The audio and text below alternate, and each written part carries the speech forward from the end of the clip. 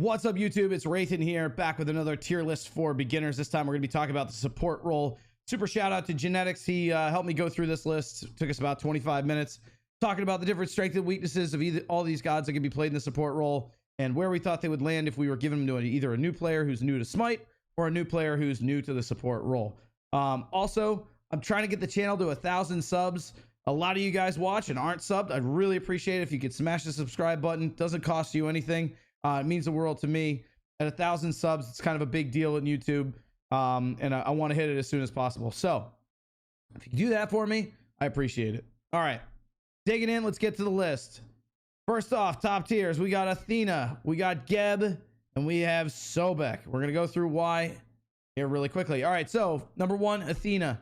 Her taunt is an insane CC ability. It's the best follow-up. It's the best CC that you could use to follow up from your team. There are so many abilities you can combo off of it. It's just an absolute great utility CC. It's on a relatively short cooldown depending on how you build Athena. And her entire kit is very straightforward and easy to use. The second thing is her ult.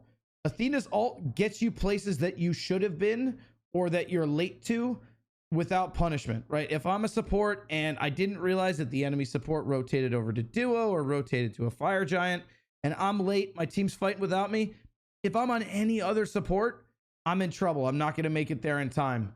Athena, use that ultimate, click that button, fly to your team, make sure you're there for the fight, follow up on people who are getting ganked, follow up on people who are ganking. It's the best way to get around the entire map as far as a Guardian goes. I highly recommend you guys play Athena if you're new.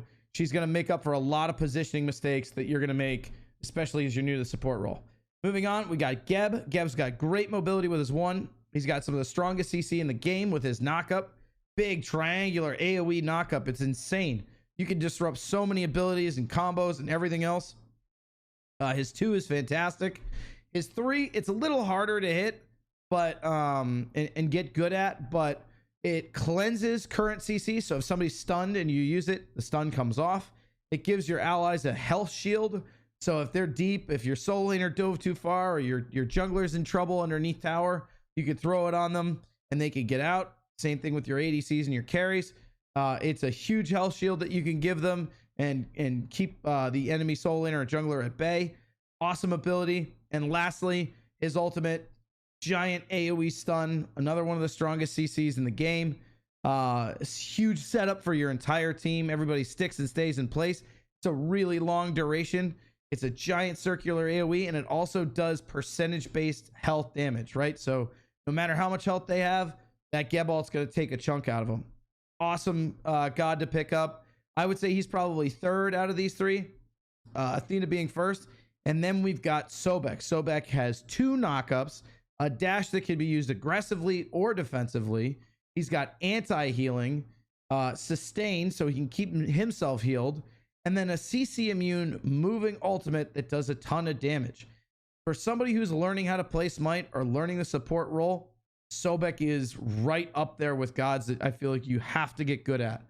Even if you don't use his dash to get yourself into a fight or to try and go for the pluck, Sobek has so much about him that is good, right? You've got knockups, you've got sustain, you've got CC immunity. So even if I miss the pluck, I can CC immune myself with my ultimate and I can get out. You know, again, great mobility on his entire kit, great sustain, great CC. Sobek's up there as one of my favorites. All right, moving on down into I would just, you know, I would ignore the ranks. It's kind of just what the next tier of gods I would play is. The first one's going to be Ardio, and then we're going to do Erlang Shen, and then we're going to do Kumba. Where is he? Where's the fat man? Got him. All right, so Ardio, honestly, she's got a lot of abilities, so she's a bit complex, but she's kind of got everything, right? She's got a root, a cripple, a stun, a dash, a slow. You know, she's got enough CC where if you're really just spamming buttons and using your abilities as they come off cooldown, you're going to be successful. She's got mobility. She brings a lot to the team fight. She's got great peel. I probably wouldn't use her to engage. You know, I would sit back on top of your carries and I would use her. Erlang Shen, another one if you like to play aggressively, if you like the Sobek style of play or the Athena style of play. Erlang's awesome. I got a how-to guide on how to combo your abilities also on YouTube. Check in my videos. how you should play Erlang. It's mostly centered around jungle play, but a lot of the combos still stand. If I'm setting up my mid laner, whether I'm a jungler or I'm a support, it's the same thing. Knock up into pin into taunt, or taunt into knock up into pin. Doesn't really matter. Erlang's a great god if you want to play aggressively, if you want to try and get an early lead. He's awesome. Kumba Karna. Kumba is, oh god, I have like PTSD from people playing Kumba. He's a CC machine. If you build enough cooldown on him, his mez, his 3 is insane in team fights. As long as nobody does any damage to the targets that you mez, Kumba will leave them asleep for an unbelievable amount of time. He's also got a root. He's got damage on his 1 and mobility, and his ultimate is some of the best CC or setup CC in the game, right? It's the same thing as like a Ninja ult, right? Where if you ult an enemy mid laner and you've got a Scylla or a Ra or somebody who knows the timing, when they come back down, they're gonna whop whatever your target is. All right, but yeah, I would say these 6 gods I would focus on the most if I was starting out in support, especially if you build just a whole bunch of cooldown on them. A lot of the support meta builds right now call for a lot of cooldown. If you're a guardian, it's like cooldown boots and pride win should be in your first 3 items. So you've already got 33% CDR. And again, all of these gods are very strong when you have lots and lots and lots of cooldown built. All right. Moving on to the next rank, we've got Jormungandr and we've got Terra.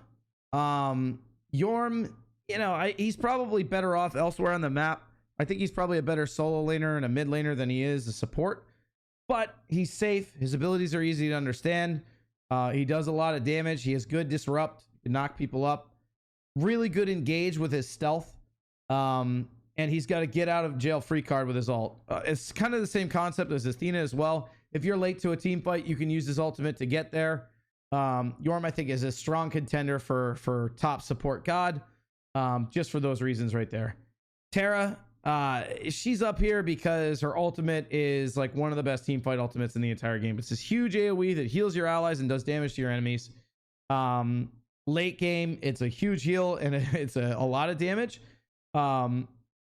Her kit's a little harder to understand as far as breaking the blocks goes and using them effectively, but realistically, kind of like anybody else, if you build enough cooldown, it's not that punishing, and you just throw out CC over and over and over again. She's got a slow if you auto attack people while your pillars are up. She's got a stun. She's got a root. She's got a heal. She's got a damage over time, and her ultimate is unreal impactful. So even if you're not that great at playing Terra, you're going to help your allies out as long as you ult in those team fights. All right. Moving on. This is kind of the tier that you want to go into if you are, you know, maybe looking to play something different. You're used to the support role. You want to flex something. You want something specific like a Bacchus if you have like an Awilix on your team, or Willish, however you want to call it. These are the gods that I would move into if I had already kind of felt like I'd mastered these top 8 here. Amaterasu, I am a big Ama fan. She's kind of only valuable in this position if you do the dual lane start with your ADC. She's doesn't really bring much to that like solo side 2v2 that we see a lot in the SPL. So if you're starting in lane, Ama's a great option. She's got sustain. Between her passive and her 1, she brings so much to the team fight and objective clear and burn, whether it's giving your team extra power or increasing the amount of damage that objectives and people take. So, you know, using that passive and that 1 effectively is an unbelievable difference. You know, good Amas are really good at managing who's got what debuffs on them and which stance they're in. You know, the healing that she has off of her 1 and the mobility that she can give her team is insane. Her 2 has up to like 15% damage mitigation, which is nuts by itself. And then if you stack a couple of other damage mitigation items like Onis or Spirit on top of that, anytime you trigger your 2 and you get into the middle of a team fight, she's going to be invincible, right? Her dash is a silence, so good CC there. Good interrupts if people have like channeled abilities like a Bacchus burp or something else. Good mobility there because she can get herself out of trouble using her dash. And then lastly is her ultimate, Ama's ult. If you strike the same target or if you strike gods 3 times with the ult, on your last strike, you're going to stun them. That stun's mega impactful. You can use it to chase people. You can use it to get away because you're CC immune. Awesome ability, awesome god. I think she's very strong in the support role. Genetics kind of disagreed with me a little bit, so she's down here. Bacchus brings a lot to the team fight. His flop Obviously, the knockup is great CC. I think the only reason I have him down here is because people tend to miss that ability a lot. And I think, especially if you're starting on a Bacchus, get used to burping people for the stun and then using the flop. He's got great mitigations out of the gate with his passive and his Chogo meter 1. And then his ultimate just does insane damage, and it creates that intoxicated effect that really disrupts team fights if you can get into the middle of it. Bacchus is up there with Erlang as kind of one of those aggressive gods that you want to play up front. You're really not going to be peeling with Bacchus. Sometimes you will, but generally not. So he's another one. If you like that aggressive playstyle, I would play him. Khepri is the opposite. Khepri's kind of a backline, chill with your carries type god. You know, his 1 has good mobility. He's got great CC between his root, his grab, the mitigations on his Rising Dawn, his 2 ability, right? The big sun that comes out. That, you know, you can hit your entire team with that before a team fight, and nobody takes any damage. It's awesome. I think the big thing, the reason I put Khepri down here is it takes a lot of awareness to know when to use your ultimate. Everybody kind of either tends to use it too early or not at all. It's totally okay to just chuck your ult out there on somebody you think's going to die. But if you throw it out too early, the enemy team just waits it out, waits around for it to come off, and then they kill whoever you threw it on. It does buy them a little bit of time, but you know, if you can get as close to somebody dying as possible, you're going to have much more successful Khepri ults. But all in all, I would say like these top gods is where I would start, you know, focusing more on these top 3 lines here, these 8. And definitely flexing down into here. Moving on to kind of the mediocre gods for one reason or another. I've got Sylvanas, Ganesh, Ymir, and Jing. All these gods kind of either have low mobility. They don't really bring a ton to the team fight. They're harder to use effectively. They have abilities where if you miss them, it's really punishing. Ganesh is probably the first one of those. Yeah, he's got a dash. He's got a big damaging ability. He's better for a new player that's not good at not last hitting waves. But realistically, his ult kind of sucks. The biggest part of the CC in his kit, the knockup off of his dash, is for whatever reason harder to hit than most. I mean, I have trouble hitting it. His silence is only impactful if you have people with channeled abilities or that are hard diving your carries. And his 1, yeah, I mean, it's a decent enough ability, right? He just doesn't do anything, in my opinion. Maybe he's bound for a rekit or something like that would make him better. I'm not sure how you change him to be more impactful, but I just don't like Ganesh. I think he's a little complex for newer players to understand, and I definitely would focus my time elsewhere. Sylvanas, you know, it's tempting to run Sylvanas. He's got great heals. He's got good CC. His ultimate is the strongest CC in the game. It's a huge knockup. But realistically, most of his kit that's valuable in a team fight scenario is a skill shot, right? You got to be able to hit the root. You got to be able to hit the pull. You got to position yourself correctly. He has no mobility, so if he gets caught out, you're toast. So for that reason, I kind of have him down here. If you learn how to play a good Sylvanas, by all means, play a good Sylvanas. And stick with that. But, you know, again, it's not somebody I'd recommend to somebody, or it's not a god I'd recommend to somebody who's new to the game.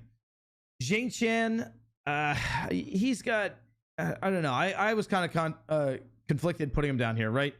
He's got good basic attack damage reduction off of his 1. He's got a root and a knockup off of his 2.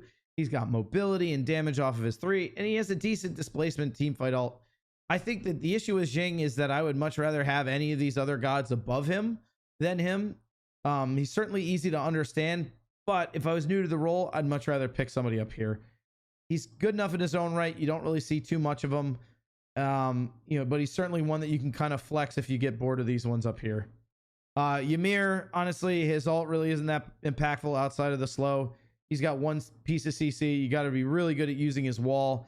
He has no mobility at all, which can be really punishing for new players. I mean, he's easy to understand, but he doesn't really do anything. I don't really know that I've seen very many successful Ymirs.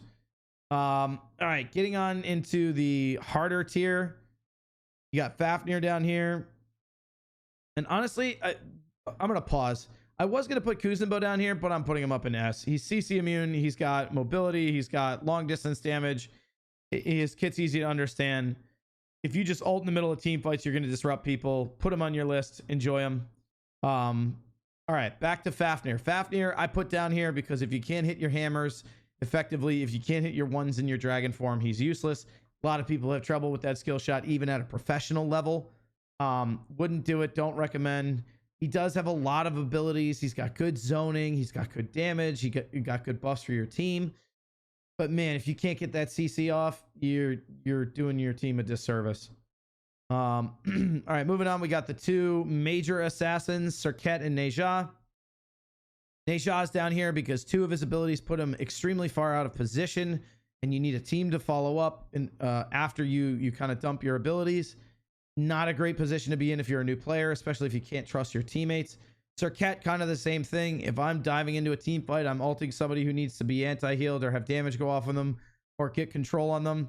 I'm a sitting duck for the rest of the enemy team. All you're really doing, especially late game on these two gods, is putting yourself out of position to set your team up. Not the greatest thing for beginners, especially when you're reliant on your team. Both of them are very good. They're good at playing aggressive, but again, not something I'd recommend for a new player. All right, we got Achilles, Baron. We're heading down into kind of butt cheeks territory here. Achilles, Baron, Fenrir, and Horus. Achilles, I go back and forth on this one. Achilles, I think he just it takes a certain play style with Achilles to play him well. I think a lot of people don't do that. He's certainly aggressive. He's got decent CC. He's got good mobility. But I don't know that he's somebody that I would have a newer player play, right? His ult, it's kind of tricky to hit and manage well. His mobility is kind of tricky to manage well. He does have good sustain. He does have a good stun. But again, I kind of feel like there's just so many better options for people who are new to the role that I just wouldn't recommend him at all. Same thing kind of goes for Baron. Yeah, he's got a heal. He's got a stun. He's got a root. But a lot of this stuff is skill shots. A lot of this is, the fact that he just doesn't have any mobility. And he's also very squishy in the beginning of the game, especially when you're floating around that mid 3v3. Would not recommend Baron either. Fenrir, Fenrir, you could probably move up a tier and put him with the other assassins. It's kind of the same thing. Late game, what you want to be doing is stacking your runes, diving into a team fight, picking somebody up, whether it's the carry or support, and just letting your team chunk away at them. That means you're going to be in the middle of the line of fire. You have to know very specifically where you can go and when you're vulnerable. You're going to be picking up a tank and letting your team chip away at them, but you're also going to get chunked by the enemy team as well. But also you have to kind of build him with like a late Lanos mask or something like that to be super effective. And you really have to take advantage of his aggressive early game, which I think people may or may not be very good at. And if you're going to do that, why would you play somebody like an Erlang Shen, right? Lastly on this one, Horus. Horus is garbage for new players. He's garbage for diamond players. People do not use his ultimate effectively. Yeah, he's got a great heal. Yep, he's got a stun and a knockup. Awesome. Most of those are skill shots or require some level of skill to pull off correctly. His heal is kind of a get out of jail free card, and it's impactful in team fights and everything like that. But just the fact that his ultimate just takes so much practice and team coordination, I wouldn't do that at all if you're a new player. Not in the slightest. All right, moving into butt cheeks territory, dumpster territory. These gods are horrible in this role. We've got Aphrodite, Ares, Kabrakan, Cerberus, Chang'e, El, Akwan, Urk, Nox, Nike, and Nuwa. All right. We'll get through these very quick. I'm going to lump these into categories. Aphrodite, Chang'e, and Hel are just don't play healers in the support role. I know the word is support and everybody says healers are supportive. They're just not good. With the amount of anti-heal that's in the game right now, these three are terrible. They're super squishy early game, so fighting early in the lane is miserable. Their healing isn't impactful late game. Their damage isn't impactful if you don't build them with a decent amount of power. I just would avoid these three entirely, especially if you're new to the role. Ares, you got to be able to hit his chains. I think it's one of the most high skill cap gods to play in the support role personally. They upped his flames a little bit so it does more damage to minions, so you're not too punished in the early game by being forced under your tower because you have no clear. You know, that may make him slightly better, but the fact is, if you can't hit your chains on Ares, don't bother playing them. And I see new players really struggle with Ares a lot. For Bracken, I wouldn't play him just because he's not good. Cerberus, kind of along the lines of Ares. If you can't hit that stun, that triple angle stun that he has, you really just shouldn't be playing Cerberus at all. A lot of people have trouble with the timing and the distance on that ability. I wouldn't play him. His ult is cool and all. It's impactful. It's like a Sylvanas ult with the big knockup, but he really doesn't bring anything else to the team fight besides that. So you kind of have to play him really aggressively. And again, there are better gods out there if you want to do that. Guan Yu, you could argue moving him up a little bit more. I think, you know, he's got good clear. He's got good early aggression. He's got good damage. He's got great CC and CC immunity and mobility on his ult. But his heal is kind of worthless with all the anti-heal that's being built in the game. I think there are just better options out there that you should pick. And also managing his passive and making sure you're staying in combat takes a lot of cooldown and a lot of skill. I just don't recommend it. Herc is something we've seen folks start to play more recently. You saw it with Aurora in the SPL. Then it starts showing up in all your casual games. People are playing Herc support. And realistically, 90% of them are terrible at hitting the pluck and then dash combo. And he's just not worth it. Yeah, he's a good god. He gives you early pressure. He does damage, but most people can't utilize his kit effectively as it is. So I would avoid him entirely. Nike, I think, you know, I probably put her up in the B+ territory. It was probably unfair to put her down there. After her rekit, I think I had it down there before pre-rekit, but after her rekit, she has a really cool ability that blocks auto attacks for 6 seconds, so you can disrupt clear. She's got a knockup that's really fast. She has a ton of health that she gets in the form of a health shield whenever she ults. You combine that with Pride Wind, and you have a super huge health shield, so she's good at soaking up damage. Her passive is still decent. The shield is a lot of fun and good displacement. I think she's probably up in the B+ range because you just need to understand her kit a little bit better than most to make good use of her. Moving on, Nox support, don't play it. You're not good enough at it. Most people can't hit their combos, can't hit their roots. Don't do it. She's got a good kit for support, right? Between the cripple, the silence, and the damage reduction on her ult. But realistically, if you're a new player, I would avoid this god in all roles. Solo, support, mid, whatever. Avoid Nox. Lastly, don't play Nuwa support. You're not genetics. Genetics is genetics. And he kind of made a name for himself playing it. It's a bit of a meme, but it takes a lot. Nuwa to begin with is a complicated god, and then to tack on, you know, the fact you're trying to play support with it, I just wouldn't do it at all. Maybe that'll change in the future with the demonic grip changes. That she's not really viable as a support anymore, but again, I would avoid it entirely. And that's about it. I mean, I can't really think of anybody else here that would qualify as a true support pick. You could argue that Odin can go in there sometimes, but for the most part, these are the gods that you're going to be considering when you go into the support role, right? Stick to these top 6.